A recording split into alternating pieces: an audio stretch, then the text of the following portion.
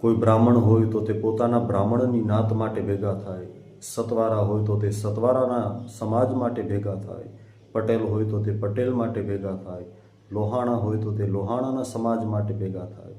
પરંતુ પૂરા હિન્દુ સમાજ માટે આપણે બધા ભેગા નથી થતા. કોઈ પુષ્ટિ માર્ગીય હોય તો તે હવેલી માટે ભેગા થાય, કોઈ રામ પ્રેમી હોય તો રામની કથા માટે, રામની પૂજા માટે બધા આવે, કોઈ શૈવપંથી હોય તો તે શિવના નામે ભેગા થાય. પણ સનાતનના નામે બધા જ ભેગા નથી થતા. આ આપણી કંઈક બહુ મોટી કમી નથી? આપણી આ બહુ મોટી સમસ્યા છે એવું આપણને લાગતું નથી? ક્યારે આપણે સમજશું? આપણે બધા એક છીએ.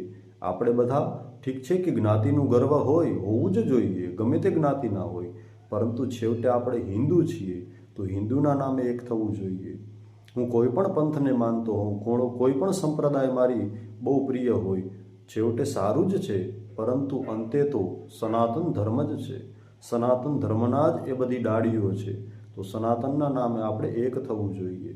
કોઈના વિરોધ માટે નહીં, પણ આપણા કલ્યાણ માટે, આપણા વિકાસ માટે, આપણી શ્રેષ્ઠતા માટે અને આપણી સુરક્ષા માટે આપણે એક થવું જ પડશે.